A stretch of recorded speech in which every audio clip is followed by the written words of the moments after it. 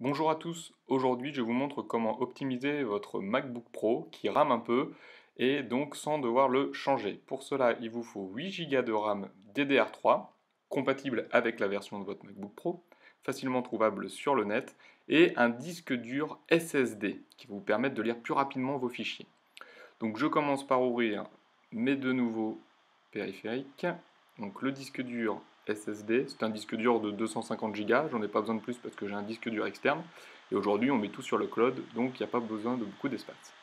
Et ensuite j'ai mes deux barrettes de RAM DDR3, donc il y a 8 Go, 2 x 4 Go. Donc il faut les prendre par deux obligatoirement pour que ça fonctionne. À l'intérieur de votre MacBook Pro, normalement vous devez avoir déjà 4 Go de RAM, 2 x 2. Donc il faut absolument à chaque fois que ce soit la même capacité de chaque côté de la RAM. Une fois que j'ai ça, je vais commencer par enlever donc le socle de mon MacBook Pro à l'aide d'un petit tournevis. Voilà, donc je le mets en accéléré pour pas que ce soit trop long. Une fois que toutes les vis sont enlevées, je vais enlever délicatement le socle. Voilà, un petit peu de poussière. Et ensuite, je vais commencer simplement par enlever les deux barrettes de RAM qui sont présentes. Donc c'est très facile, il y a deux petits clips sur les côtés de la barrette. Donc vous les prenez soit avec les doigts, soit avec deux petites pinces si vous avez. Vous écartez et ça vient tout seul. Ensuite, il suffit de retirer simplement la barrette de RAM. C'est vraiment très simple. Pareil pour la deuxième, il y a également deux petits clips juste en dessous sur les côtés. Comme ça, vous appuyez, la barrette de RAM sort, hop, vous la soulevez et vous la tirez. Donc il n'y a vraiment rien de compliqué, il faut juste ne pas forcer.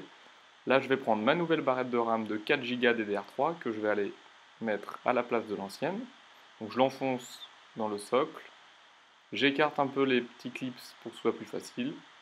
J'appuie, je vérifie qu'elle est bien mise. C'est très simple, hein, il n'y a pas de secret. Je fais pareil avec la deuxième. Je viens installer hop, la barrette de RAM. J'ai juste à appuyer. Voilà, je mets bien les petits clips sur les côtés. Et voilà pour mes 8 Go de RAM qui sont maintenant installés. Je vais passer au disque dur externe, donc j'ai deux vis qui tiennent le socle, enfin qui tiennent le disque dur, pardon. Donc une petite barrette noire, il y a deux petites vis à enlever tout simplement. Voilà la première, la deuxième. Voilà. Donc je décale ces deux petites vis.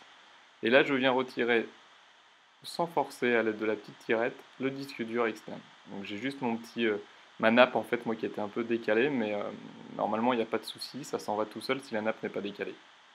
Hop, voilà, comme ceci, ça se retire vraiment tout facilement. Et ensuite je viens enlever la nappe qui était accrochée dessus.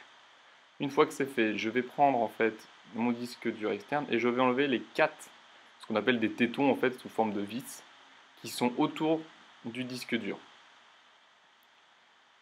Une fois que c'est fait, donc là j'ai accéléré pour pas que ce soit trop long, j'ai mes 4 tétons, donc mes 4 petites vis que je viens refixer sur mon nouveau disque dur SSD.